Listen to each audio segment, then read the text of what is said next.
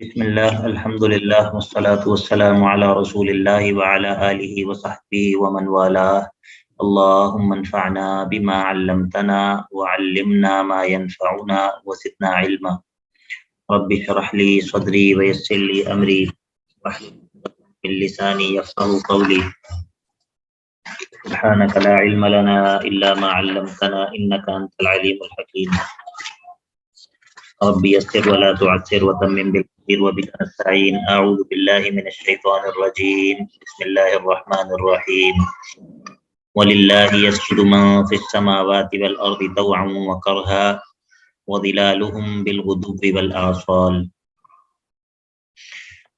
آیت نمبر 15 سے لے کر آیت نمبر 25 تک دوسرا باب ہے، بلکہ تیسرا باب ہے. 2 باب ہم پڑھ چکے ہیں، اور تیسرے باب میں بھی دلائل عقلیہ کا ذکر ہوگا.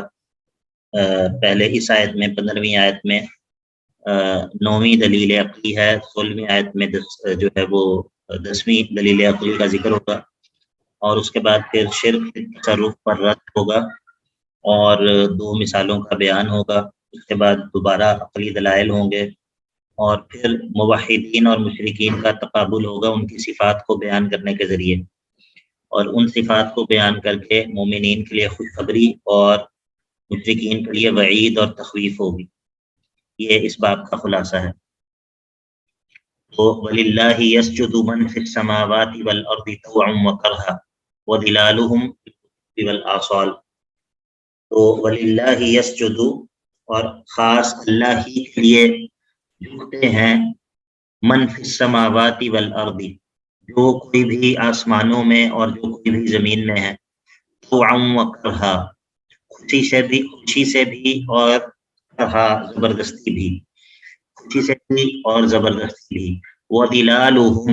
وظلالہم کا عطف جو ہے وہ من کے اوپر پڑ رہا ہے. من فی السماوات والارض، جو بھی آسمانوں میں اور زمین میں ہیں وہ بھی جھکتے ہیں. وظلالہم، اور ان کے سائے بھی جھکتے ہیں، اور ان کے سائے بھی جھکتے ہیں. کس کے لیے؟ اللہ کے لیے. اور کس وقت؟ بالغدو والآصال. بالغدو والآصال.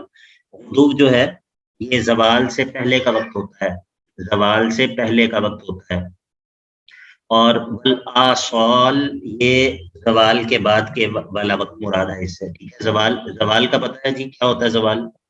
جی سر. کیا ہوتا ہے زوال کا وقت؟ ظہر سے پہلے والا وقت جو سر زوال کا ہوتا ہے، سورج اپنی فل آب و تاب میں ہوتا ہے.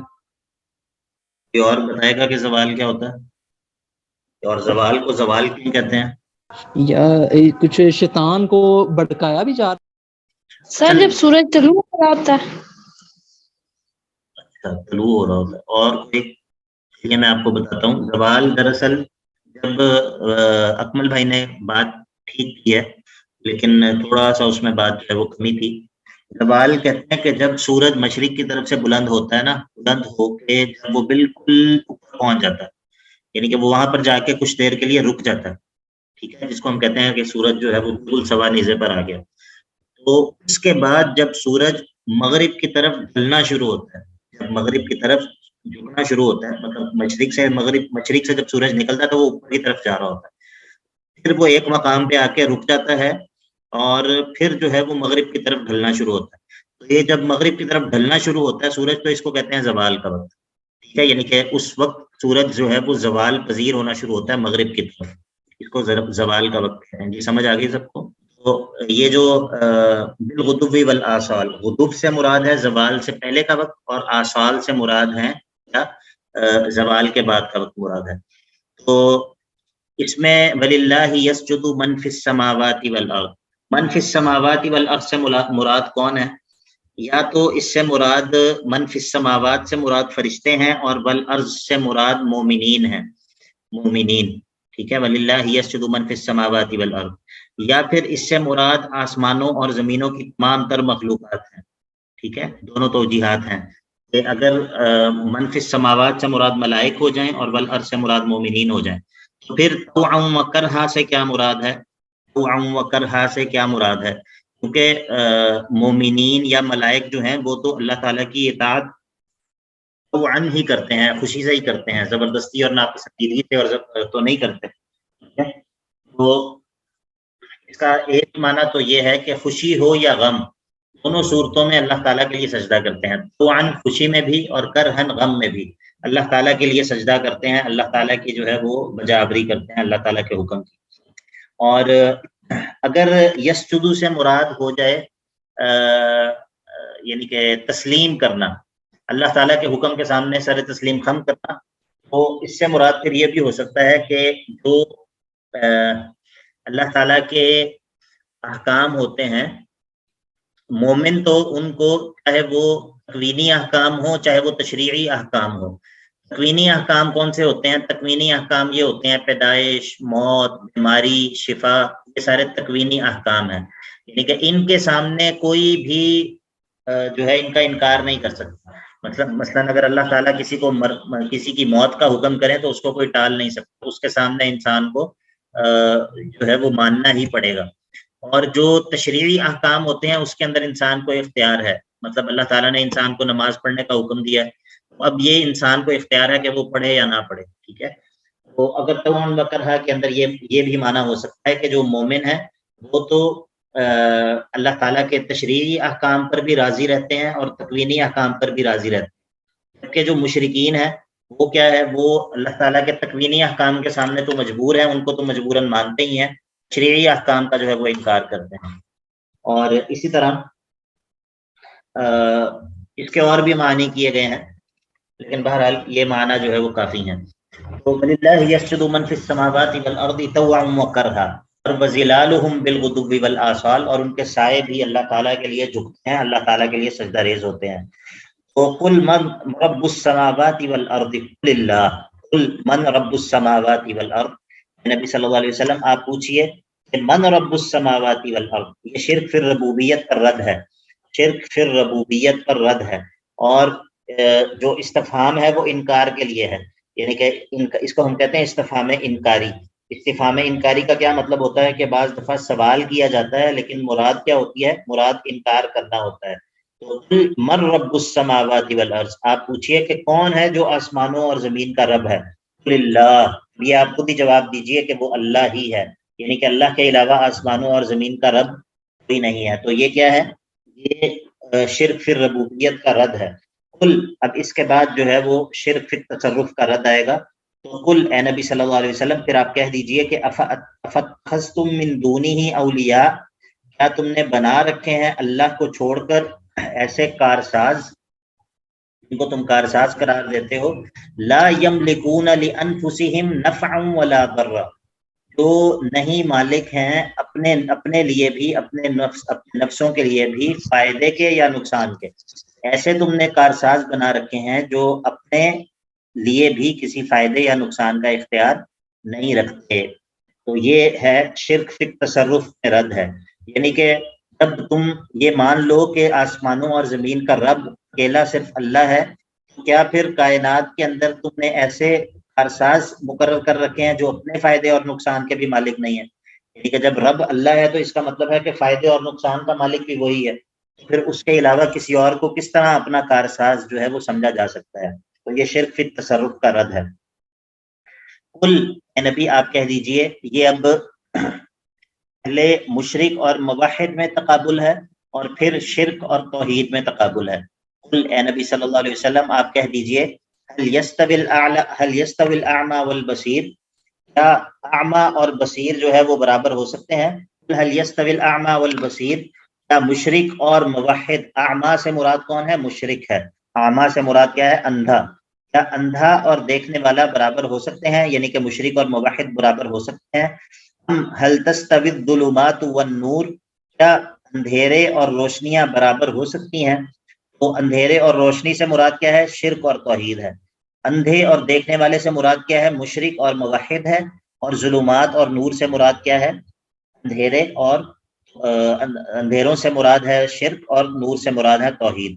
ام جعلوا للہ شرکاء خلقوا کخلقہ فتشابہ الخلق علیہم، کیا انہوں نے ام جعلوا للہ شرکاء، کیا انہوں نے اللہ کے ایسے شریک مان رکھے ہیں کہ خلقوا، ان شریکوں نے بنایا ہو، کا خلق ہی، اللہ کی تخلیق کی طرح کچھ، کیا ایسے انہوں نے شریک مقرر کر رکھے ہیں کہ انہوں نے اللہ کی تخلیق کی طرح کوئی تخلیق کی ہے کہ فتشابہ الخلق علیہم، پھر ان کے اوپر جو مخلوق ہے وہ متشابہ ہو گئی ہے، یعنی کہ انہوں نے اللہ تعالیٰ کا شریک ٹھہرا رکھا ہے، کیا انہوں نے کوئی ایسی مخلوق بنائی ہے کہ جس پر ان کو جو ہے وہ غلطی لگ گئی ہے کہ شاید یہ مخلوق اللہ نے بنائی ہے اور یہ مخلوق جو ہے یہ ہمارے کارساز جن کو ہم سمجھتے ہیں انہوں نے بنائی ہے؟ نہیں، ایسا تو نہیں ہے۔ جب ایسا نہیں ہے تو پھر یہ کس طرح ان لوگوں کو معبود بنا سکتے ہیں؟ اب اسی غلط فہمی کا جواب دیا للہ خالق کل شیء، یعنی کہ ایسا ہے بھی نہیں کہ انہوں نے کوئی ایسی مخلوق بنائی ہو جس کی وجہ سے ان کو غلطی لگ گئی ہو، ایسا بالکل نہیں ہے۔ اللہ خالق کل شیء، تمام چیزوں کا خالق تو اللہ ہی ہے، اور وہو الواحد القہار، وہی ہے جو اکیلا بھی ہے، واحد بھی ہے، اور القہار غالب بھی ہے، ہر اعتبار سے غالب بھی ہے، سب پر حاوی ہے، اس کا اقتدار سب پر حاوی ہے۔ تو یہ جو ہے کیا ہے، یہ ان کے شرک پر رد ہے، اور اس غلط فہمی کا ازالہ ہے کہ شاید جن کو اللہ تعالیٰ کے علاوہ ان لوگوں نے اپنا کارساز بنا رکھا ہے، شاید انہوں نے بھی کوئی مخلوق جو ہے وہ تخلیق کی ہے۔ هو الواحد القہار۔ یہ آواز آ رہی ہے سب کو؟ جی سر۔ کوئی سوال ہے کسی کا؟ انزل من السماء ماء فسالت اودية بقدرها فاحتمل السيل زبدا رابيا ومما يوقدون عليه في النار ابتغاء حلية أو متاع زبد مثله كذلك يضرب الله الحق والباطل فأما الزبد فيذهب جفاء وأما ما ينفع الناس فيمكث في الأرض كذلك يضرب الله الأمثال۔ یہ انتہائی خوبصورت آیت ہے، اور اس کے اندر اللہ تعالیٰ نے دو مثالیں بیان کی ہیں، اور یہ بھی اصل میں عقلی دلائل ہی ہیں۔ انزل من السماء ماء، یہ تو ہے عقلی دلیل اس بات پر کہ اللہ تعالیٰ ہی نے آسمان سے پانی نازل کیا ہے، اور یہاں پر اصل میں ایک مثال بیان ہو رہی ہے۔ ادھر جو پانی کے نازل ہونے کا ذکر ہے، اس پانی سے مراد کیا ہے؟ اس پانی سے مراد وحی ہے۔ اللہ تعالیٰ نے کتاب و سنت کو، وحی کو قرآن پاک میں کئی جگہوں پہ بارش سے تشبیہ دی ہے، جس طرح او کصیب من السماء فیہ ظلمات ورعد وبرق، اور اس طرح کئی جگہوں پہ ہے۔ تو پہلے ہم اس آیت کا ترجمہ کرتے ہیں، پھر اس کے بعد اس مثال کو سمجھتے ہیں کہ یہ مثال کس طرح جو ہے وہ کس چیز کی مثال بیان کی گئی ہے۔ انزل من السماء ماء، اللہ نے آسمان سے پانی نازل کیا، فسالت، تو بہہ پڑی، اودیتن، وادیاں، نالیاں، پانی کے ندی نالے بہہ پڑے، بقدرہا، اپنے اپنی وسعت کے مطابق۔ چھوٹی نالی میں تھوڑا پانی ہے، بڑے نالے میں زیادہ پانی بہہ رہا ہے، جو اس سے وسیع تر ندی ہے اس میں اور زیادہ پانی بہہ رہا ہے۔ اور فاحتمل السیل زبد الرابیہ، اور یہ جو پانی ہے، یہ جو پانی کا سیلاب اور بہاؤ ہے، اس نے اپنے اوپر اٹھا رکھا ہے زبد الرابیہ، اوپر آ جانے والی جھاگ کو۔ یہ جو پانی بہہ رہا ہے وادیوں کے اندر، اس میں اس کے اوپر کچھ جھاگ جو ہے وہ آ گئی ہے۔ یہاں تک بات سمجھ آ گئی ہے سب کو؟ جی سر۔ جی سر۔ اچھا جی، ایک دوسری چیز وہ کیا ہے؟ وَمِمَّا يُوقِدُونَ عَلَيْهِ فِي النَّارِ ابْتِغَاءَ حِلْيَةٍ أَوْ مَتَاعٍ زَبَدٌ مِثْلُهُ، اور وہ چیزیں کہ جن کو آگ پر گرم کیا جاتا ہے، وَمِمَّا، اور وہ ان چیزوں میں سے کہ جو چیزیں یوقدون علیہ، کہ جن پر تپایا جاتا ہے ایندھن کو، فی النار، آگ میں، اور یہ کیوں کیا جاتا ہے؟ ابتغاء حلیۃ، زیورات کو بنانے کے لیے، او متاع، یا کسی دوسرے سامان کو بنانے کے لیے، زبد مثلہ، یعنی کہ من ما زبد مثلہ، ان چیزوں میں بھی اسی طرح کی جھاگ ہوتی ہے۔ وہ سونا یا چاندی یا پتل یا کوئی اور قیمتی دھات جس کو آگ کے اندر پایا جاتا ہے، بھٹی میں اس کو گرم کیا جاتا ہے تاکہ اس سے زیور بنایا جا سکے یا اس سے کوئی اور فائدے کی چیز بنائی جا سکے، اس سونے یا چاندی کے اوپر بھی، اس قیمتی دھات کے اوپر بھی جب اس کو آگ میں تپایا جاتا ہے تو کچھ جھاگ آ جاتی ہے۔ کذالک یضرب اللہ الحق والباطل، اللہ اسی طرح حق اور باطل کی مثال بیان کرتا ہے، اسی طرح اللہ حق اور باطل کی مثال بیان کرتا ہے۔ فَأَمَّا الزَّبَدُ فَيَذْهَبُ جُفَاءً، تو رہا وہ رہ جانے والا جھاگ، تو فَيَذْهَبُ جُفَاءً، وہ فالتو چلا جاتا ہے، وہ ختم ہو جاتا ہے، وہ اسی طرح جو ہے وہ ناکارہ ہو جاتا ہے۔ وَأَمَّا مَا يَنفَعُ النَّاسَ فَيَمْكُثُ فِي الْأَرْضِ، اور رہی وہ چیز جو لوگوں کو نفع دینے والی ہوتی ہے، جس چیز سے لوگوں کو نفع حاصل ہوتا ہے، وہ زمین میں باقی رہتی ہے، اس کو قرار رہتا ہے، وہ زمین میں ٹھہر جاتی ہے۔ ذَلِكَ يَضْرِبُ اللَّهُ الْأَمْثَالَ، اسی طرح اللہ تعالیٰ مثالوں کو بیان کرتا ہے، اسی طرح اللہ تعالیٰ مثالوں کو بیان کرتا ہے۔ یہ قرآن مجید کی خوبصورت ترین آیات میں سے ہے۔ تو انزل من السماء ماء، اس کو سمجھنے کی کوشش کریں، توجہ ہے سب کی؟ جی جی سر جی، اکمل بھائی کی توجہ ہے، باقی قوم کی توجہ ہے؟ جی جی سر اچھا جی۔ انزل من السماء ماء، اللہ تعالیٰ آسمان سے پانی نازل کرتا ہے۔ یہ پانی کیا ہے؟ یہ پانی اس وحی کی، یہ وہ وحی ہے جو اللہ تعالیٰ نے آسمان سے نازل کی، وہ وحی جو اللہ تعالیٰ نے آسمان سے نازل کی، یہ ہے وہ پانی۔ انزل من السماء ماء، ٹھیک ہے۔ فسالت اودیتم بقدرها، فسالت اودیتم بقدرها، اب یہ جو وادیاں بہہ پڑی ہیں اس پانی کے ساتھ اپنے اپنی سائز کے مطابق، یہ کیا ہیں؟ یہ لوگوں کے دل ہیں، یہ لوگوں کے دل ہیں۔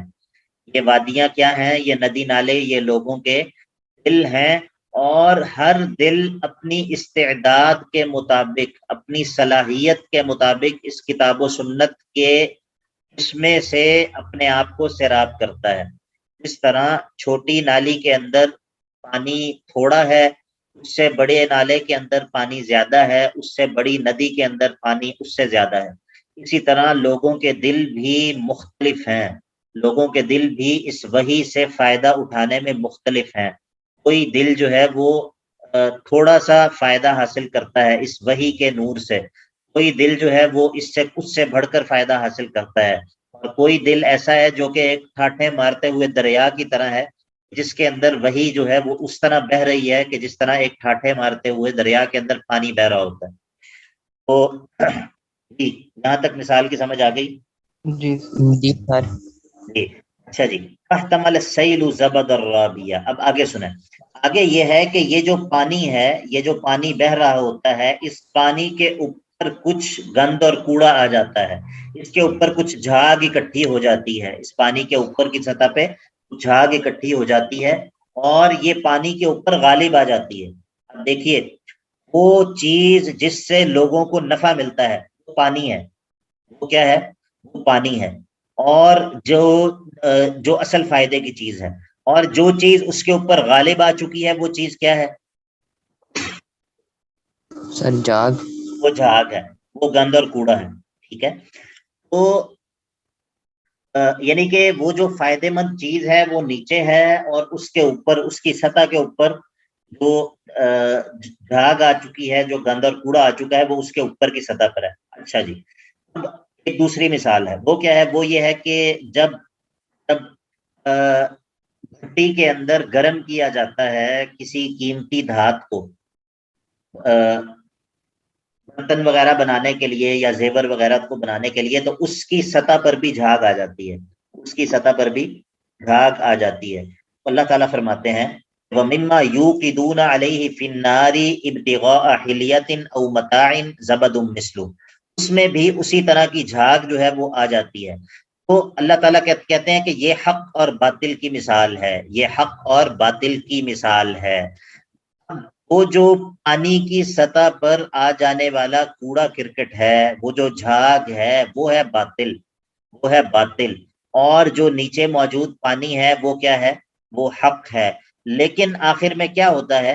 فَأَمَّا الزَّبَدُ فَيَذْهَبُ جُفَاءً، وہ جو جھاگ پانی کی سطح پر، پانی کے اوپر آ جانے والا کوڑا کرکٹ ہے، وہ تنکے ہیں، وہ خس و خاشاک ہے، جو پانی کی سطح پر آ گیا تھا وہ ناکارہ چلا جاتا ہے، وہ ضائع ہو جاتا ہے، وہ بیکار چلا جاتا ہے۔ اور وَأَمَّا مَا يَنفَعُ النَّاسَ فَيَمْكُثُ فِي الْأَرْضِ، اور جو چیز لوگوں کے فائدے کی ہوتی ہے وہ زمین کے اندر قرار پکڑتی ہے، وہ زمین کے اندر باقی رہتی ہے. وہ پانی جو کہ بظاہر اس کوڑے کرکٹ سے مغلوب نظر آ رہا تھا، جس کی سطح کے اوپر وہ کوڑا کرکٹ، وہ جھاگ جو ہے وہ غالب نظر آ رہی تھی، وہ بالآخر کیا ہوتا ہے، وہ کوڑا کرکٹ اور وہ خس و خاشاک جو ہے وہ ضائع ہو جاتا ہے، وہ ختم ہو جاتا ہے، اور وہ پانی جو کہ لوگوں کے لیے نفع کا سبب ہوتا ہے وہ زمین کے اندر باقی رہتا ہے.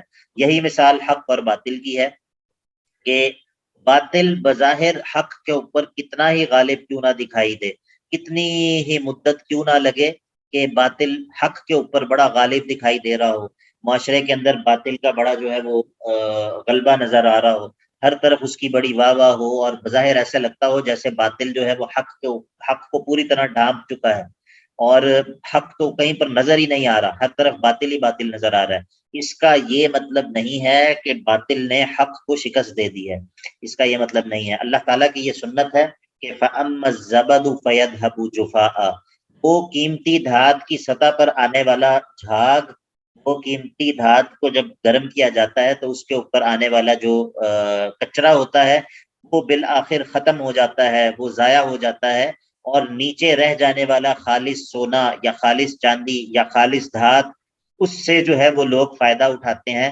اور وہ باقی رہتی ہے، اور وہ زیور یا وہ سامان جو کہ اس سے بنایا جاتا ہے وہ لوگوں کے فائدے کے لیے زمین میں باقی رہتا ہے. وہ سطح پر آ جانے والا خس و خاشاک، وہ اوپری سطح پر آ جانے والی ملاوٹ یا جو تنکے یا جو بھی ملاوٹ والا میٹیریل ہوتا ہے وہ بالآخر جو ہے وہ ضائع ہو جاتا ہے. یہ ہے حق اور باطل کی مثال ہے. فَأَمَّا الزَّبَدُ فَيَذْهَبُ جُفَاءً، رہا وہ جھاگ جو کہ رہا وہ جھاگ تو وہ فالتو چلا جاتا ہے، وہ ضائع ہو جاتا ہے. وَأَمَّا مَا يَنْفَعُ النَّاسَ فَيَمْكُثُ فِي الْأَرْضِ، رہی وہ چیز جو کہ لوگوں کے فائدے کی ہوتی ہے تو وہ زمین میں باقی رہتی ہے. ذَلِكَ يَضْرِبُ اللَّهُ الْأَمْثَالَ، اسی طرح اللہ تعالیٰ مثالوں کو بیان کرتا ہے. ٹھیک، کس کو سمجھ نہیں آئی اور کس کو سمجھ آ گئی؟ سر آ گئی ہے سمجھ. جی سر آگے. ہاں جی، یہ قرآن پاک کی خوبصورت ترین مثالوں میں سے ہے، اور مجھے ذاتی طور پہ اس مثال سے جو ہے وہ بڑی محبت ہے، اور مجھے جو ہے وہ اس سے یعنی کہ اس آیت کے اندر بڑے بڑے زیادہ اسباق ہیں. یہ جو اللہ تعالیٰ نے مثال بیان کی ہے اس میں بہت زیادہ اسباق ہیں. اب اگر آپ کہیں تو میں اس کی ایک اور توجیہ جو ہے وہ آپ کے سامنے رکھوں، یہ کافی ہے؟ سر نہیں رکھ دیں. اچھا، جمہوریت کیا کہہ رہی ہے؟ جی سر جی ٹھیک ہے، چلیں. بتا دیں. تو ایک دوسری توجیہ جو ہے وہ کیا ہے، وہ یہ ہے کہ انزل من السماء ماء فسالت اودیۃ بقدرها احتمل السیل زبد الرابیہ. اللہ تعالیٰ نے آسمان سے پانی نازل کیا، یعنی کہ اللہ تعالیٰ نے آسمان سے وحی کو نازل کیا. فسالت اودیۃ بقدرها، تو دلوں نے اس وحی کو اپنی اپنی استعداد کے مطابق بھر لیا. ہر دل نے اپنی استعداد کے مطابق اس پانی سے مراد اس وحی کے نور کو جو ہے وہ اپنے اندر سمو لیا. اب کیا ہوا؟ فاحتمل السیل زبد الرابیہ، جب دل کے اندر ایمان آتا ہے تو ایمان کے ساتھ ایمان کے مخالف بعض چیزیں، بعض شبہات، بعض شہوات، بعض وسوسے وہ بھی آ جاتے ہیں. جب دل کے اندر ایمان ہوتا ہے تو دل کے اندر بعض شبہات، بعض شہوات، بعض وسوسے یہ بھی آ جاتے ہیں، اور یہ وسوسے بظاہر اس ایمان کے نور کے اوپر آ جاتے ہیں اور انسان کے دل میں بار بار پاپ اپ کرتے ہیں، انسان کو بار بار وسوسے آتے ہیں، انسان بار بار ان شبہات کی طرف متوجہ ہوتا ہے. لیکن اگر انسان علم نافع کے ذریعے اور اللہ تعالیٰ سے استعانت کے ذریعے اور شیطان سے پناہ مانگتا رہے اور اللہ تعالیٰ سے انسان دعا کرتا رہے اور ان وسوسوں کو جھٹکتا رہے، بالآخر کیا ہوتا ہے؟ فَأَمَّا الزَّبَدُ فَيَذْهَبُ جُفَاءً، کہ آنے والے شکوک و شبہات، یہ وسوسے بالآخر ضائع ہو جاتے ہیں، ختم ہو جاتے ہیں. إِنَّ كَيْدَ الشَّيْطَانِ كَانَ ضَعِيفًا، شیطان کی یہ چالیں جو ہیں یہ کمزور ہیں، یہ اللہ کے بندوں کے مقابلے میں، اللہ کے مقابلے میں نہیں چل پاتی. اما الزبد فیذهب جفاء واما ما ينفع الناس فيمكث في الارض، اور وہ چیز، وہ ایمان اور وہ حقیقت جو ایمان کی جو کہ انسان کے دل کے اندر ہوتی ہے وہ باقی رہ جاتی ہے، اور یہ وسوسے اور یہ شکوک و شبہات جو ہیں یہ ختم ہو جاتے ہیں. ذالک یضرب اللہ الامثال، اور اسی طرح اللہ تعالیٰ مثالوں کو بیان کرتا ہے. جی دوسری توجیہ کی سمجھ آئی ہے؟ جی سر. میں بول رہا تھا، میرا مائک بند تھا، تو میں پہلے یہی کہنا چاہ رہا تھا کہ آپ نے شروع میں جس چیز کے ساتھ تشبیہ دی ہے اس کو آگے کنٹینیو نہیں کیا. مثال میں شروع میں آپ نے پانی کو وحی کے ساتھ اور ندی نالے میں اپنی استطاعت کے ساتھ جو بہتے ہیں اس کو دلوں کے ساتھ جوڑ دیا. تو آگے بھی اس کا مطلب یہی ہے کہ جب وحی دل میں آتی ہے تو اس میں موجود جو شبہات ہوتے ہیں اور گناہ ہوتے کی طلب ہوتی ہے، وہ ساری چیزیں جاگ بن کے اوپر آ جاتی ہیں. یعنی کہ جو وحی ہے اس کو سمجھ کے انسان کے دل وہ اس پہ حاوی ہو جاتا ہے. اور پھر اللہ پاک یہی کہتا ہے کہ اصل چیز جو ہے ویلیو ہے وہ جو چیز غالب آ گئی ہے وہی اس میں اس کی ویلیو ہے. اور آہستہ آہستہ وہ جو گناہ کی طلب یا وہ شیطانی خیالات وسوسے ہیں شبہات ہیں وہ ختم ہو جاتے ہیں. تو میرے نزدیک تو شاید یہ ایک ہی توجیہ ہے. اگر یہ اور جو آپ نے پہلے بیان کی ہے، اگر آپ نے پہلی مثال توجیہ میں اس کو پانی کو وہی اور دل کے ساتھ جوڑ دیا ہے، تو آگے کنٹینیو اگر اس کو رکھیں گے تو یہ ایک ہی توجیہ نہیں بنے گی. آپ کی بات ٹھیک ہے، کافی حد تک آپ کی بات ٹھیک ہے. اصل میں فصالت اودیتم بقدرہا، اس میں دراصل ایک اور بات ہے. وہ آپ نے بڑا اچھا سوال کیا اکمل بھائی، اللہ تعالیٰ آپ کو جزائے خیر دے. اور یہ آپ کی جو ہے نا وہ ماشاءاللہ آپ کی سلامت فکر اور سمجھداری کے اوپر دلالت کرتا ہے یہ سوال، ماشاءاللہ اللہ تعالیٰ آپ کو برکت دے. اصل میں انزل من السماء ماء فسالت اودیتم بقدرہا، تو میں نے پہلے توجیہ بیان کی نا، اس کے اندر فسالت اودیتم بقدرہا، ادھر وادیوں کے بہنے کا بھی ذکر ہے، وادیوں کے بہنے کا بھی ذکر ہے. معنی یہ تھا کہ جب معاشرے کے اندر لوگ حق کی بات کرنی شروع کرتے ہیں، یعنی کہ جس طرح وادیاں پانی سے جب بھر گئیں تو وہ بہہ پڑی، وادیاں بہہ پڑی پانی سے، یعنی کہ پانی اب ایک جگہ سے دوسری جگہ منتقل ہو رہا ہے. تو معاشرے کے اندر جب لوگوں نے حق کی بات کرنی شروع کی تو فاحتمل السیل زبدا رابیا، یہ حق کی بات جو کہ معاشرے کے اندر کی جا رہی تھی اس کے اوپر وہ زبد الرابیہ جو ہے وہ غالب آ گیا. یہ پہلی توجیہ تھی. دوسری توجیہ کے اندر ہم نے اسی وہ جو پانی ہے جو وادیوں کے اندر ہے موجود، اس کے باہر نکلنے اور لوگوں تک پہنچنے کا ذکر نہیں کیا. اس کے اندر ہم نے اسی دل تک محدود رہے ہیں جس کے اندر کتاب و سنت کا نور ہے. اور پھر زبد الرابیہ کو ہم نے معاشرے کے اندر موجود باطل کے بجائے اسی دل کے اندر موجود جو وسوسے ہیں ان سے جو ہے وہ ہم نے تشبیہ دی ہے. یہ بہرحال دونوں میں فرق جو ہے وہ موجود ہے. بتائیے کیا کہتے ہیں آپ؟ سر مجھے فرق ذرا کوئی بہت زیادہ واضح نہیں ہوا، اگر آپ آسان اور کر دیں تو بہت مہربانی ہوگی. جزاک اللہ. نہیں کوئی مسئلہ نہیں ہے. اصل میں دیکھیے ایک جو پہلی جو توجیہ ہے اس کے اندر کیا ہے، اس کے اندر وہ یہ ہے کہ جب حق کی بات اور کتاب و سنت کی بات معاشرے میں جب کی جاتی ہے، معاشرے میں بات کی جائے اور باطل جو ہے وہ اس کے اوپر غالب نظر آ رہا ہو، ٹھیک ہے. فاحتمل السیل زبد الرابیہ، اس صورت کا تعلق ہے معاشرے کے اندر جب بات کی جائے حق کی، اس صورت سے اس کا تعلق ہے. اور جو دوسری بات ہے، دوسری جو توجیہ کی ہے اس میں ہم وہ جو مومن کا دل ہے اسی تک محدود رہے ہیں، ٹھیک ہے. اس دوسری توجیہ کے اندر ہم اس مومن کے دل تک ہی محدود رہے ہیں. باقی اس میں ایک بات ضرور ہے کہ یہ جو توجیہ دونوں توجیہات ہیں نا ان کے درمیان جو تعلق ہے یہ تضاد کا نہیں ہے، یعنی کہ اختلاف تضاد ایک ہوتا ہے اختلاف تضاد، یا تو یہ بات درست ہے یا یہ بات درست ہے. ایک ہوتا ہے اختلاف تنوع، اختلاف تنوع یہ ہوتا ہے کہ دونوں باتیں ایٹ اے ٹائم بھی درست ہو سکتی ہیں، دونوں توجیہات ایٹ اے ٹائم بھی درست ہو سکتی ہیں، اس کو کہتے ہیں اختلاف تنوع، ٹھیک ہے. تو یہ اختلاف تضاد ان میں نہیں ہے، یہ اختلاف تنوع ہے. اس کے علاوہ بھی بعض توجیہات علماء نے بیان کی ہیں، لیکن جو زیادہ توجیہات دو مجھے پسند ہے وہ میں نے آپ کے سامنے رکھی ہیں. ٹھیک ہے اکمل بھائی؟ جی سر سمجھ آ گئی ہے. پہلی توجیہ میں آپ نے یہی بتایا، فار ایگزامپل جیسے آپ وسلم شروع میں واز شروع کی، تبلیغ شروع کی تو بظاہر سارا ناحق تھا، تو بظاہر ایسے لگتا تھا ناحق غالب ہے، جی لیکن اللہ پاک کہتے ہیں اصل میں جو حق ہے دلوں میں ہے وہ چاہے بہت کم مقدار میں وہی غالب ہوگا، حقیقت میں رہنے والی وہی چیز ہے. اور دوسری جو توجہ اس میں نفس کے ساتھ ہے، اپنے نفس کے ساتھ ہے، بعض اوقات نفس کے ساتھ بندہ لڑ رہا ہوتا ہے. جی بالکل. وہ بظاہر جو ہے وہ باطل اگرچہ وہ غالب ہی کیوں نہ نظر آ رہا ہو، اور وہ بظاہر حق کے مقابلے میں زیادہ نمایاں کیوں نہ نظر آ رہا ہو، بالآخر جو غلبہ ہے وہ کس کے لیے ہے؟ وہ حق کے لیے. ٹھیک ہے، یہ سارا یہ اس آیت کی یہ ہے. ٹھیک ہے. اچھا جی، تو یہ آیت چونکہ مجھے پسند ہے تو اس لیے اس پر کچھ زیادہ ٹائم لگ گیا ہمارا لیکن یہ اہم بھی ہے.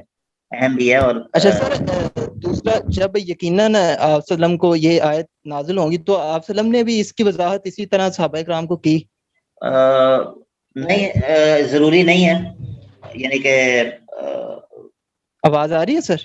جی آواز مجھے آپ کی آ رہی ہے، لیکن یہ حدیث کے اندر اس کی وضاحت میرا خیال ہے موجود نہیں ہے اس طرح. ٹھیک ہے، یہ اللہ کے نبی علیہ الصلوۃ والسلام سے منقول نہیں ہے اس کی جو وضاحت ہے. اور السلام علیکم. جزاک اللہ خیرن کثیر. شیخ اس آیت کی واقعی میں ہی آپ نے حق ادا کیا ہے، دونوں توجیہات آپ نے بیان کی اور بہترین انداز میں کی ہیں. اللہ جزائے خیر دیں آپ کو. پہلی تو یہ بھی سمجھ میں آئی اور ویسے ہی سمجھ آئی الحمدللہ جیسے آپ نے سمجھانا چاہا اور جیسا آیت کا حق ہے. اور دوسری والی کی تو مجھے پرسنلی لگ رہا تھا کہ جیسے مجھے اس کی بہت ضرورت تھی ان دنوں میں، اور اللہ نے وہ اس آیت کے ذریعے جو ہے وہ بہت کچھ کلیئر کیا. الحمدللہ، جزاک اللہ خیرن کثیر. بارک اللہ فیکم، بارک اللہ فیکم. آپ کے علم نافع علم عطا کریں. آمین آمین، جزاکم اللہ خیر، بارک اللہ فیکم. اچھا جی، الذین استجاب. اچھا یہ کیونکہ اب 2 منٹ رہ گئے ہیں تو آج میں نے آپ لوگوں کو یہ بتانا تھا کہ آج ہم ایک ٹیسٹنگ کر رہے ہیں اپنے نئے طریقے کی. وہ یہ ہے کہ جو لنک میں نے آلریڈی بھیجا ہوا ہے آپ لوگ اسی لنک سے دوبارہ جوائن کریں گے. ٹھیک ہے.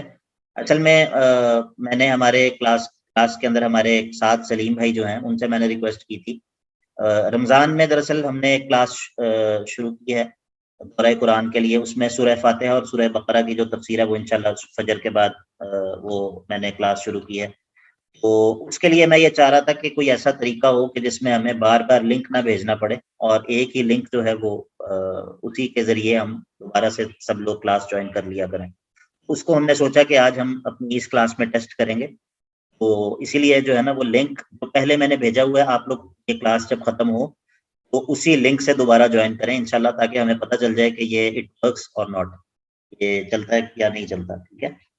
تو شیخ اس کا ٹائم ڈیوریشن بھی زیادہ ہو سکتا ہے، یعنی کہ 2.5 گھنٹے تک کی کلاسز تو میں نے مسلسل لی ہوئی ہیں اور میں لیتی بھی ہوں ابھی بھی، اور اس کا ٹائم ڈیوریشن بھی جو ہے وہ زیادہ ہوتا ہے، 40 منٹ نہیں ہوتا. اگر کسی کو کرنا آتا ہے تو وہ بتا دیں، مجھے آئیڈیا نہیں ہے. اصل میں میرا خیال ہے کہ وہ جو ٹائم ڈیوریشن زیادہ جو ہوتا ہے نا وہ ان لوگوں نے بائی کیا ہوتا ہے زوم کا پیکج. جی پریمیم سروس ہوتی ہے. ہاں وہ پریمیم والا ہوتا ہے، اس کو بائی کرنا پڑتا ہے. وہ میرا خیال ہے $150 ہیں سالانہ. ٹھیک ہے. تو وہ شیخ ہو سکتا ہے وہ کیونکہ امیزون کا ہے تو اس لیے ہو سکتا ہے وہ. وہ اس لیے وہ بھی اسی لیے ہوتا ہے کہ وہ جو پراپر پروفیشنل کام کرنے والے لوگ ہوتے ہیں نا وہ پھر بائی کر لیتے ہیں. اس میں 500 لوگوں تک کی لمٹ ہوتی ہے اور اس میں ٹائم لمٹ بھی جو ہے وہ زیادہ ہوتی ہے. تو یہ اس وجہ سے ہے. چلیے اب یہ کلاس جب ختم ہوتی ہے. اچھا سر میری آواز کٹ گئی تھی، میں نے پوچھا تھا کہ جب یہ آیات نزول ان کا نزول ہوا تو آپ صلی اللہ علیہ وسلم نے صحابہ کرام کو اسی طرح وضاحت فرمائی تھی؟ میری نظر سے تو گزرا نہیں ہے کہ حدیث کے اندر اس طرح وضاحت موجود ہو ان آیات کی. ٹھیک ہے. تو اللہ عالم، لیکن اللہ کے نبی علیہ الصلوۃ والسلام سے اس طرح تفصیل سے اس کی وضاحت میرا خیال ہے میرے علم میں منقول نہیں ہے. ٹھیک ہے جی ٹھیک. یعنی کہ وہ لوگ جو ہے وہ ویسے بھی جو اہل عرب تھے اور وہ بڑی خوبصورتی کے ساتھ قرآن کی مراد کو مثالوں کو سمجھتے تھے. تو اسی لیے بہت ساری آیات کی وضاحت جو ہے وہ اللہ کے نبی علیہ الصلوۃ والسلام سے مرفوعاً منقول نہیں ہے. یعنی کہ بہت ساری چیزوں کی تفسیر آپ صلی اللہ علیہ وسلم کر بھی دیتے تھے، لیکن بہت ساری آیات کی تفسیر جو ہے وہ مرفوعاً آپ علیہ الصلوۃ والسلام نے بیان نہیں کی ہے. ٹھیک ہے. کیونکہ وہ لوگ صحابہ جو ہے ان کے لیے وہ بالکل ایک بدیہی سی چیز ہوتی تھی، ان کو بالکل سامنے سمجھ آ رہی ہوتی تھی وہ چیز. اب دیکھیے بات یہ ہے کہ جب للذین استجاب انزل من السماء ماء فسالت اودیۃ بقدرها، جب معاشرے کے اندر یہ دعوت حق جو ہے وہ معاشرے کے اندر جاری ہوئی، معاشرے کے اندر جب حق کی دعوت جو ہے وہ جاری ہوئی کہاں پر جاری ہوئی؟ یہ جو آسمان سے اللہ تعالیٰ نے پانی برسایا اور وادیاں جو ہیں اس پانی کو لے کر بہہ پڑی، وادیاں اس پانی کو لے کر بہہ پڑی. تو جب اللہ تعالیٰ نے آسمان سے وحی نازل کی تو دل جو ہیں وہ اس وحی کو لے کر لوگوں تک جو ہے وہ اس وحی کے نور کو پہنچانے لگے. تو اب کیا ہوگا؟ اب معاشرے کے اندر دو گروہ بن جائیں گے. اب معاشرے کے اندر دو گروہ بن جائیں گے. ایک گروہ وہ ہے جو کہ اس دعوت کو قبول کرے گا، اور دوسرا گروہ وہ ہے جو کہ اس دعوت کو قبول نہیں کرے گا. اب ان دونوں گروہوں کا تذکرہ ہوگا. الذین استجابوا لربہم الحسنی، وہ لوگ جو کہ استجابوا لربہم، وہ اپنے رب کی بات کو مان لیں گے، جو اپنے رب کی پکار کو مان لیں گے. الحسنی، ان کے لیے الحسنی ہے. پیچھے کسی کلاس کے اندر میں الحسنی کا معنی بتا چکا ہوں. پیچھے کچھ دن پہلے الحسنی کا معنی میں نے بیان کیا تھا، الاحسان کا معنی بھی بیان کیا تھا، اور الحسنی کا معنی بھی بیان کیا تھا کہ کس معنی میں یہ استعمال ہوتا ہے. للذین استجابوا لربہم الحسنی، اس کا ایک معنی تو صرف یہ ہے کہ بھلائی، اس کا ایک معنی تو ہے صرف بھلائی کا، کہ ان کے لیے اچھائی ہے، بھلائی ہے. لیکن الحسنی جو ہے یہ جنت کے ناموں میں سے بھی ایک نام ہے، جنت کے ناموں میں سے بھی ایک نام الحسنی ہے. ٹھیک ہے، دونوں معنی بن سکتے ہیں. للذین استجابوا لربہم الحسنی، وہ لوگ جو اپنے رب کی پکار کو تسلیم کر لیں، اس پر لبیک کہیں، ان کے لیے الحسنی ہے، ان کے لیے جنت ہے. یا دوسرا اگر معنی کیا جائے تو ان کے لیے بھلائی ہے، اچھائی ہے. یہ پہلے گروہ کا تذکرہ اور ان کا انجام، پہلے گروہ کا تذکرہ اور ان کا انجام. والذین لم یستجیبوا لہ، دوسرا گروہ، اور وہ گروہ، وہ لوگ جو کہ اس کو قبول نہ کریں، ان کے لیے کیا ہے؟ لو ان لہم ما فی الارض جمیعا، اگر ان کے لیے وہ تمام کچھ ان کے لیے ہو جو کہ زمین کے اندر ہے، ومثلہ معہ، اور اتنا ہی اس کے ساتھ اور بھی ہو، یعنی کہ دنیا کے اندر جتنا بھی مال موجود ہے، جتنے بھی سامان موجود ہے، ان کے پاس وہ سارے کا سارا موجود ہو، اور اتنا ہی اور بھی موجود ہو. لفتدوا بہ، وہ ضرور فدیے میں اس کو دینا پسند کریں گے، اس کو وہ فدیے میں دینے کی کوشش کریں گے اس عذاب سے بچنے کے لیے جو عذاب ان کو ملے گا. ٹھیک ہے، وہ لوگ جن لوگوں نے اللہ تعالیٰ کی بات کو قبول نہیں کیا، اگر ان کے پاس اس دن دنیا کے اندر جو کچھ ہے وہ بھی ہو اور اتنا ہی اور بھی ہو، تو یہ اس کو فدیے میں دینا چاہیں گے، لیکن فدیہ وہ اس دن قبول نہیں کیا جائے گا. اولئک لہم سوء الحساب، یہ وہ لوگ ہیں کہ جن کے لیے برا حساب ہے. مأواہم جہنم، اور ان کا ٹھکانہ جہنم ہے. وبئس المہاد، اور وہ کیا ہے؟ برا بچھونا ہے، بری آرام کی جگہ ہے، وہ برا ٹھکانہ ہے. اب جب یہ تقابل شروع ہو گیا، اب اگلی آیت کے اندر بھی تقابل ہے. اس آیت کے اندر بھی، پچھلی آیت کے اندر بھی انہی دونوں گروہوں میں تقابل تھا، اب بھی دوبارہ انہی دونوں قسم کے لوگوں میں تقابل ہے. افمن یعلم انما انزل الیک من ربک الحق، بس کیا وہ شخص، افمن یعلم، تو جانتا ہو، جو یقین رکھتا ہو کہ انما انزل الیک، بے شک جو آپ کی طرف نازل کیا گیا ہے، من ربک، آپ کے رب کی طرف سے، الحق، وہ حق ہے. کیا ایسا شخص جس کو یہ یقین ہو کہ جو آپ کے اوپر آپ کے رب کی طرف سے نازل کیا گیا ہے وہ حق ہے. من ہوا اعمی، کیا یہ اس شخص کی طرح ہو سکتا ہے جو کہ اندھا ہے؟ جو کہ اندھا ہے، کیا یہ اس شخص کی طرح ہو سکتا ہے؟ نہیں نہیں، یہ کس طرح ہو سکتا ہے کہ دونوں لوگ برابر ہوں؟ یہ حمزہ جو ہے یہ انکار کے لیے ہے، تو شروع میں حمزہ ہے افمن یعلم، تو یعنی کہ ایسا نہیں ہے کہ یہ دونوں برابر ہوں. یہ شخص جو کہ حق کو پہچاننے سے اندھا ہے، اور اس کے مقابلے میں دوسرا شخص جس کو یہ یقین ہے کہ اللہ تعالیٰ نے جو کچھ بھی نازل کیا وہ بالکل حق ہے، یہ دونوں ایک جیسے نہیں ہو سکتے. آگے کیا ہوگا؟ اب آگے اہل ایمان کی 10 صفات بیان ہوں گی.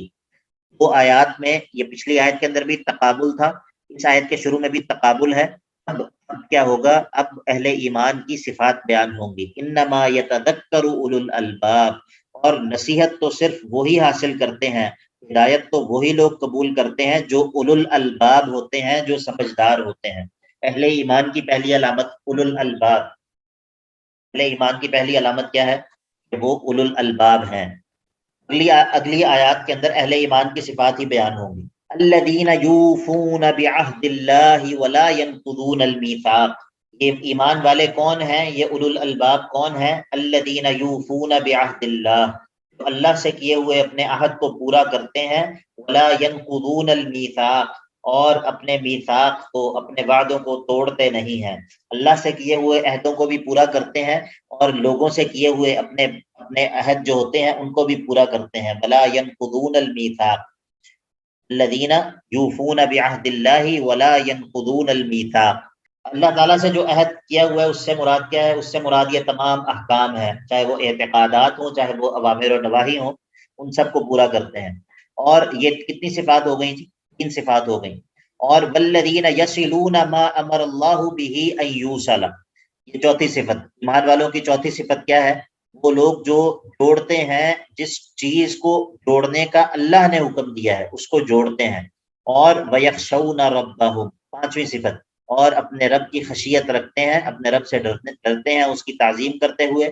ویخافون سوء الحساب، اور برے انجام سے ڈرتے رہتے ہیں۔ یہ میرا خیال ہے 6 صفات ہو گئی ہیں۔ اولو الالباب پہلی صفت، الذین یوفون بعہد اللہ دوسری صفت، ولا ينقضون المیثاق تیسری صفت، اور والذین یصلون ما امر اللہ بہ ان یوصل یہ ہو گئی تیسری صفت، چوتھی صفت، اور ویخشون ربہم پانچویں، اور ویخافون سوء الحساب چھٹی صفت۔ والذین صبروا ابتغاء وجہ ربہم، اور وہ لوگ جو کہ اپنے رب کے چہرے کو پانے کی امید سے صبر کرتے ہیں، اپنے رب کی توجہ پانے کے لیے صبر کرتے ہیں۔ وَأَقَامُوا الصَّلَاةَ، اور نماز کو قائم کرتے ہیں،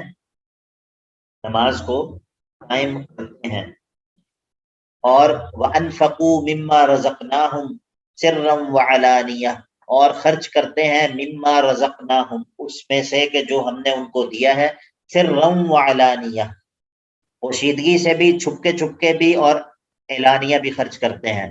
اور کیا کرتے ہیں؟ وَيَدْرَؤُونَ بِالْحَسَنَةِ السَّيِّئَةِ، اور اچھائی کے ذریعے برائی کو دور کرتے ہیں، اچھائی کے ذریعے برائی کو دور کرتے ہیں۔ تو یہ ان لوگوں کے لیے کیا ہے؟ اولئک لہم عقبی الدار، انہی کے لیے انجام آخرت بہتر ہے، انہی کا انجام آخرت جو ہے وہ بہتر ہے، انہی کا انجام بہتر ہوگا۔ وَيَدْرَؤُونَ بِالْحَسَنَةِ السَّيِّئَةِ کا کیا مطلب ہے؟ اس کا ایک معنی تو یہ ہے کہ توحید اور سنت کے بیان سے شرک اور بدعت کو دور کرتے ہیں۔ اسی طرح اس کا ایک معنی یہ ہے کہ جاہلوں کی بد اخلاقی کو اچھے اخلاق سے دور کرتے ہیں، کہ اگر کوئی برا سلوک کرتا ہے تو اس سے اچھا سلوک کرتے ہیں۔ اور اسی طرح اس کا ایک معنی یہ بھی ہے کہ گناہوں کو توبہ کے ذریعے دور کرتے ہیں۔ ٹھیک ہے، تو یہ ایمان والوں کی 10 صفات ہیں۔ ابھی اس وقت کلاس میں کوئی ایسا بندہ موجود ہے جس کو اسائنمنٹ نہ ملی ہو، جس کو اسائنمنٹ اسائن نہ ہوئی ہو؟ ٹھیک، سب لوگوں کو ہو چکی ہے۔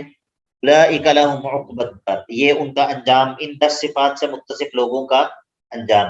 اب اگلی آیت کے اندر کیا ہے؟ اس عقبی الدار کی وضاحت ہے کہ وہ انجام ہے کیا جو ان لوگوں کے لیے ہے۔ جنات عدن یدخلونها، وہ ہمیشگی والی جنات ہیں کہ جن کے اندر یہ لوگ داخل ہوں گے۔ ومن صلح من آبائہم وازواجہم وذریاتہم، یہ لوگ بھی داخل ہوں گے، اور ومن صلح من آبائہم، اور وہ جو کہ ان کے آباء و اجداد میں سے نیک ہوں گے، وازواجہم، اور ان کے پارٹنرز میں سے، ان کے زوج جو ہیں ان میں سے، وذریاتہم، اور ان کی آل و اولاد میں سے، وہ بھی ان کے ساتھ ان جنات میں داخل ہوں گے۔ اور صرف یہی نہیں بلکہ ملائکہ بھی داخل ہوں گے، والملائکۃ یدخلون علیہم، اور ملائکہ بھی ان کے اوپر داخل ہوں گے، من کل باب، ہر دروازے سے ملائکہ بھی ان کے پاس داخل ہو رہے ہوں گے، اور ان کو داخل ہو کر ان کو سلامتی کی خوشخبری سنا رہے ہوں گے، اور کیا کہہ رہے ہوں گے؟ سلام علیکم، تم پر اللہ کی سلامتی ہو، تم پر اللہ کی جانب سے سلامتی ہو، بما صبرتم، اس صبر کی وجہ سے کہ جو تم دنیا میں کرتے رہے ہو، وہ صبر جو کہ تم نے دنیا میں کیا، اللہ تعالیٰ کی اطاعت کرنے پر صبر، اللہ تعالیٰ کی نافرمانی سے بچنے پر صبر، اور اللہ تعالیٰ کی طرف سے آنے والی آزمائشوں پر صبر۔ صبر کی ان تینوں قسموں کو یہ شامل ہے۔ سلام علیکم بما صبرتم، تمہارے اوپر سلامتی ہو اس صبر کی وجہ سے جو کہ تم کرتے رہے۔ فنعم عقبی الدار، کتنا اچھا انجام ہے یہ عقبی الدار جو ہے، یہ آخری ہمیشہ کا رہنے والا ٹھکانہ، کتنا بہترین ٹھکانہ ہے، کتنا اچھا انجام ہے۔ یہ اس میں بشارت ہے۔ اس کے مقابلے میں جو اللہ تعالیٰ کی بات کو نہ ماننے والے منکرین ہیں، منکرین توحید کی اب صفات کا بیان ہوگا۔ ایمان والوں کی 10 صفات کا بیان ہوا، منکرین توحید کی 3 صفات کا بیان ہوگا۔ والذین ینقضون عہد اللہ من بعد میثاقہ، اور وہ لوگ جو کہ اللہ کے عہد کو توڑتے ہیں، من بعد میثاقہ، اس کو مضبوطی سے باندھ لینے کے بعد، اللہ سے کیے ہوئے عہد کو مضبوط کر لینے کے بعد اس کو جو ہے وہ توڑتے ہیں، ایک صفت۔ دوسری صفت کیا ہے؟ وَيَقْطَعُونَ مَا أَمَرَ اللَّهُ بِهِ أَن يُوصَلَ، جن چیزوں کو اللہ نے جوڑنے کا حکم دیا ہے ان چیزوں کو کاٹتے ہیں، ان چیزوں کو توڑتے ہیں۔ اور تیسری چیز وَيُفْسِدُونَ فِي الْأَرْضِ، اور زمین میں اپنے گناہوں کے ذریعے فساد برپا کرتے ہیں۔ یہ تینوں صفات والے لوگ جو ہیں یہ کون ہیں؟ ان کے لیے کیا ہے؟ اولئک لہم اللعنہ، ان کے لیے اللہ کی رحمت سے دوری ہے، ان کے لیے لعنت ہے۔ یہ لعنت کس چیز کے مقابلے میں ذکر ہوئی ہے؟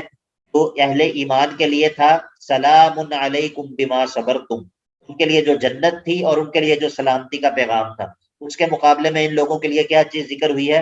لعنت، اولئک لہم اللعنہ۔ اور ان کے لیے جو عقبت دار تھا اس کے مقابلے میں ان کے لیے کیا چیز ذکر ہوئی ہے؟ وَلَهُمْ سُوءُ الدَّارِ، اور ان کے لیے کیا ہے؟ برا ٹھکانہ ہے، ان کے لیے آخرت کا گھر جو ہے وہ بہت برا گھر ہے، ان کے لیے جو ہے وہ بہت ہی برا ٹھکانہ ہے۔ اب یہ سوال پیدا ہوا، جو ہے سب کی جی سر۔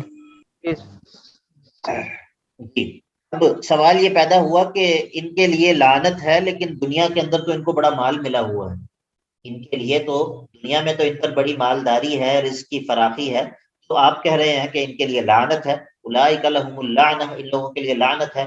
سوال یہ پیدا ہوا تو اس کا جواب اللہ یبسط الرزق لمن یشاء ویقدر، اللہ یبسط الرزق لمن یشاء ویقدر۔ اور یہ آیت نمبر 26 سے چوتھا باب شروع ہو رہا ہے، چوتھا باب آیت نمبر 26 سے لے کر آیت نمبر 32 تک چوتھا باب ہے۔ اور اس باب کے اندر کیا ہے؟ اس کے اندر کچھ عقلی دلائل ہیں اور منکرین کے لیے زجر ہے، اسی طرح جو ہے وہ 28 اور 29 میں خوشخبری ہے، اور 30 میں اس بات رسالت اور توحید ہے، پھر آخر میں آیت نمبر 32 میں اللہ کے نبی علیہ الصلوۃ والسلام کے لیے تسلی ہے۔ یہ تو اس چوتھے باب کا خلاصہ ہے۔ اور اللہ یبسط الرزق لمن یشاء ویقدر، اللہ کشادہ کرتا ہے رزق کو، کشادہ کرتا ہے، پھیلاتا ہے رزق کو، لمن یشاء، جس کے لیے چاہتا ہے، یقدر، اور تنگ کرتا ہے جس کے لیے چاہتا ہے، جس کے لیے چاہتا ہے اللہ تعالیٰ رزق کو کشادہ کر دیتا ہے، اور جس کے لیے وہ چاہتا ہے تنگ کر دیتا ہے۔ فریحوا بالحیات الدنیا، اور یہ لوگ دنیا کی زندگی پر تکبر کرتے ہیں، دنیا کی زندگی سے یہ لوگ خوش ہو رہے ہیں۔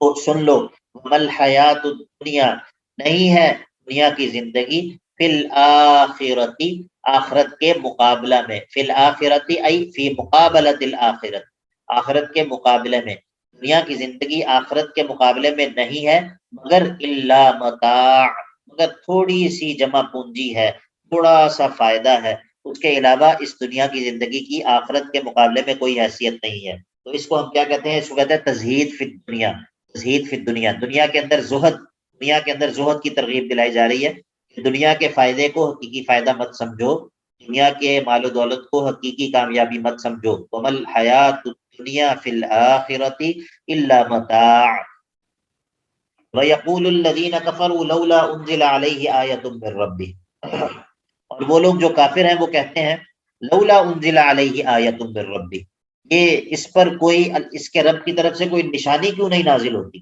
اس پر اس کے رب کی طرف سے کوئی نشانی کیوں نہیں نازل ہوتی، کوئی معجزہ کیوں نہیں نازل ہوتا۔ یہاں پر اس سے مراد عام معجزے نہیں ہیں، اس سے مراد عام معجزے نہیں ہیں، بلکہ پہلے بھی میں کئی مرتبہ بتا چکا ہوں، یہاں پر کفار اس طرح کا اعتراض کرتے ہیں، جہاں پر کفار اس طرح کا اعتراض کرتے ہیں وہاں پر کیا مراد ہوتا ہے؟ بتا سکتا ہے کوئی؟ جی سر، ان کی جو ڈیمانڈ وہ کرتے ہیں، ان کی پسندیدہ جو وہ کہتے ہیں وہ والی نشانیاں۔ جی، اس کو ہم کہتے ہیں فرمائشی معجزہ، فرمائشی معجزہ۔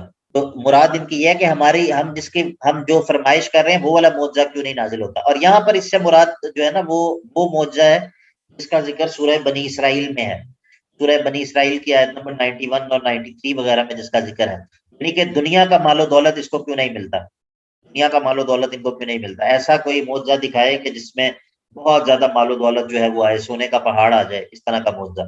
تو وَيَقُولُ الَّذِينَ كَفَرُوا لَوْلَا أُنزِلَ عَلَيْهِ آيَةٌ مِّن رَّبِّهِ، اس پر اس کے رب کی طرف سے کوئی نشانی کیوں نہیں نازل ہوتی۔ یعنی کہ مطلب یہ ہے کہ یہ ہم جو چاہتے ہیں وہ والا معجزہ کیوں نہیں نازل ہوتا؟ اس کا جواب یہ دیا قل ان اللہ یذل من یشاء ویہدی الیہ من اناب، آپ کہہ دیجئے کہ بے شک ان اللہ یذل من یشاء، اللہ تعالیٰ جس کو چاہتا ہے گمراہ کرتا ہے، ویہدی الیہ، اور اپنی جانب ہدایت دیتا ہے، اپنی جانب رہنمائی کرتا ہے، من اناب، اس کو جو کہ اللہ تعالیٰ کی طرف انابت کرتا ہے، اللہ تعالیٰ کی طرف رجوع کرنے والا ہوتا ہے، اس کو جو ہے وہ اللہ تعالیٰ اپنی جانب رہنمائی اس کی کرتا ہے۔ تو جب ہدایت اور گمراہی اللہ کے اپنے اختیار میں ہے، پھر معجزات بھی اللہ ہی کے اپنے اختیار میں ہے۔ اللہ جب چاہتا ہے جو معجزہ چاہتا ہے وہ دکھا دیتا ہے۔ جس طرح ہدایت اور گمراہی نہ ان کافروں کے اختیار میں ہے اور نہ ہی نبی کریم صلی اللہ علیہ وسلم کے اختیار میں ہے، تو اسی طرح یہ معجزات کا آنا اور اپنی مرضی کے معجزے کا جو ہے وہ ظاہر کرنا، یہ بھی اللہ تعالیٰ کے اختیار میں ہے۔ یہ معجزہ بھی اپنی مرضی سے میں نہیں دکھا سکتا۔ الذین آمنوا وتطمئن قلوبهم بذکر اللہ، یہ من اناب جو ہے یہ کون ہے؟ یہ من اناب وہ ہیں کہ الذین آمنوا، وہ لوگ جو ایمان لائیں، وتطمئن قلوبهم بذکر اللہ، اور ان کے دل اللہ کے ذکر سے اطمینان حاصل کرتے ہوں۔ یہ وہ لوگ ہیں جو ایمان لاتے ہیں اور جن کے دل اللہ کے ذکر پر مطمئن ہو جاتے ہیں، اللہ کی یاد سے، اللہ کے ذکر سے، اور اللہ کا تذکرہ ہونے سے، توحید کا تذکرہ ہونے سے، اللہ کے احکام کا تذکرہ ہونے سے، اللہ کی صفات کا اور اللہ کی خوبیوں کا تذکرہ ہونے سے ان کے دل اطمینان حاصل کرتے ہیں۔ یہ وہ لوگ ہیں۔ اور الا، خبردار رہو، ذکر اللہ تطمئن القلوب، دلوں کا اطمینان کا اصل سبب اور ذریعہ تو یہی اللہ کا ذکر ہے۔ دلوں کے اطمینان کا اصل سبب اور اصل جو ذریعہ ہے وہ تو اللہ کا ذکر ہی ہے۔ الذین آمنوا وعملوا الصالحات طوبی لہم وحسن مآب۔ چلیے اس کو ہم کل انشاءاللہ مکمل کریں گے، آیت نمبر 32 تک ہے یہ باب، تو انشاءاللہ اس کو ہم کل مکمل کریں گے۔ تو آپ میں سے کس کس کی اسائنمنٹ رہتی ہے ابھی؟ کس کس کی اسائنمنٹ رہتی ہے جو جمع کروانے والی یا تدریس کرنے والی رہتی ہے؟ سر میری تدریس رہتی ہے۔ جی، کب ہے آپ کا ٹائم؟ جی سر، آپ نے کب کا ٹائم کہا تھا آپ نے؟ سر میں نے آج کا ہی کہا تھا، مگر میں ذرا آج میرے سر نیٹ کا ایشو تھا، ذرا میں جوائننگ لیٹ ہوئی تھی میری۔ چلیے تو پھر اب کب دیں گے آپ؟ سر آپ جب کہیں گے کل دے دیتی ہوں۔ چلیں ٹھیک ہے، کل آپ نے کلاس کے شروع میں جو ہے وہ اسائنمنٹ کروانی ہے، ٹھیک ہے؟ ٹھیک ہے سر، اسائنمنٹ میں نے آپ کو بھیج دی تھی۔ جی وہ میں نے دیکھ لی تھی، مجھے یاد آ گیا۔ ٹھیک اچھا جی، ٹھیک ہے چلیے جی ماریہ امین آپ بتائیں، آپ کب پریزنٹیشن دیں گی؟ سر میں نیکسٹ ویک منڈے کو دے دوں؟ جی ٹھیک ہے، منڈے کو، لیکن یاد سے آپ نے خود یاد کروانا ہے، ٹھیک ہے؟ اوکے۔ جی باقی اکمل بھائی آپ کا کیا پروگرام ہے؟ میں انشاءاللہ ٹیوزڈے کو پوری کوشش کروں گا۔ چلیں ٹھیک ہے جی، ٹھیک ہے ٹھیک ہے جی، بارک اللہ فیکم، انشاءاللہ اگلی کلاس میں ملاقات ہوگی۔ جی کوئی سوال ہے کسی کا؟ جی جی سر، ہدایت اور گمراہی اللہ کے ہی اختیار میں ہے، اور بہت سے لوگ اس کا جو بظاہر سیدھا سیدھا مطلب سمجھیں کہ یہ اللہ کے اختیار میں ہے، لیکن میرے خیال میں اس میں جو بہت باریک نقطہ ہے وہ یہ ہے کہ اس کا انسان کے ساتھ بہت مضبوط کنیکشن ہے، کہ گمراہی ہو چاہے ہدایت ہو، وہ شروع بندے سے ہی ہوتی ہے۔ یعنی اگر بندہ گمراہی والے کام کرے گا تو وہ اللہ اس کو گمراہ کر دیتا ہے۔ اگر ایسا ہرگز نہیں ہے کہ اگر بندہ ہدایت پانا چاہے تو اللہ اسے گمراہ رہے۔ دیکھیں یہ تو بالکل واضح سی بات ہے نا کہ اللہ تعالیٰ جو ہے، اللہ تعالیٰ ہر عیب اور نقص سے پاک ہے، یہ تو ایک بنیادی چیز ہے نا۔ جب اللہ تعالیٰ ہر عیب اور نقص سے پاک ہے تو یہ کس طرح ہو سکتا ہے کہ اللہ تعالیٰ کسی پر ظلم کرے؟ بالکل ایسے ہی، تو یہ بالکل قطعی چیز ہے، یہ بالکل تو اللہ تعالیٰ کا ہدایت دینا یا اللہ تعالیٰ کا کسی کو ہدایت نہ دینا، یہ بالکل انصاف پر مبنی فیصلے ہیں اللہ تعالیٰ کے، اور اس میں یقیناً انسان کے اپنے اعمال کا بھی عمل دخل ہوتا ہے، اور انسان کے اعمال کی وجہ سے اس کے دل پر مہر لگتی ہے۔ انسان کے اندر جس کے اندر ہدایت کی طلب ہوتی ہے اس کو اللہ تعالیٰ ہدایت کی طرف رہنمائی کرتی ہے۔ تو اصل جو چیز جو ہے وہ جس کے اوپر انسان کا یقین رہنا چاہیے وہ یہی ہے کہ اللہ تعالیٰ جو ہے وہ ہر عیب اور نقص سے پاک ہے۔ یہ یعنی کہ یہ کوئی سنائی بات نہیں ہے، یا یہ کوئی صرف ایمان سنی سنائی بات کی وجہ سے نہیں، بلکہ عقل بھی اسی بات کا تقاضا کرتی ہے، عقل بھی اسی بات کا تقاضا کرتی ہے کہ جو اس کائنات کا خالق ہے وہ ہر قسم کے عیب سے پاک ہو، ہر قسم کے عیب اور نقص سے پاک ہو.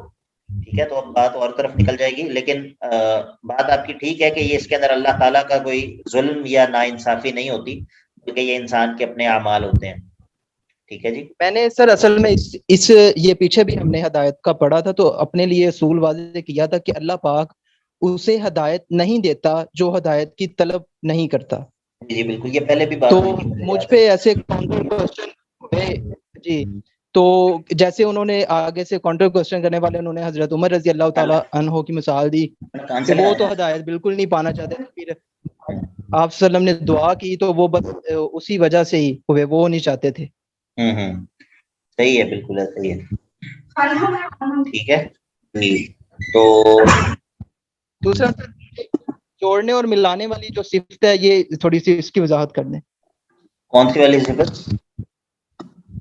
جوڑنے اور ملانے والی. یہ کہاں پر ہے جی؟ چوتھی صفت ہے سر مومنین. اچھا اچھا، ایمان والوں کی صفات جو ہیں وَيَقْتُونَ مَا أَمَرَ اللَّهُ بِهِ أَن يُوصَلَ. چلیں اس کے اوپر انشاءاللہ کل ہم بات کرتے ہیں. ٹھیک ہے، اگلی کلاس کے اندر اس کے اوپر بات کریں گے. جی سر. ٹھیک ہے، بارک اللہ فیکم. انشاءاللہ کل ملاقات ہوتی ہے. السلام علیکم.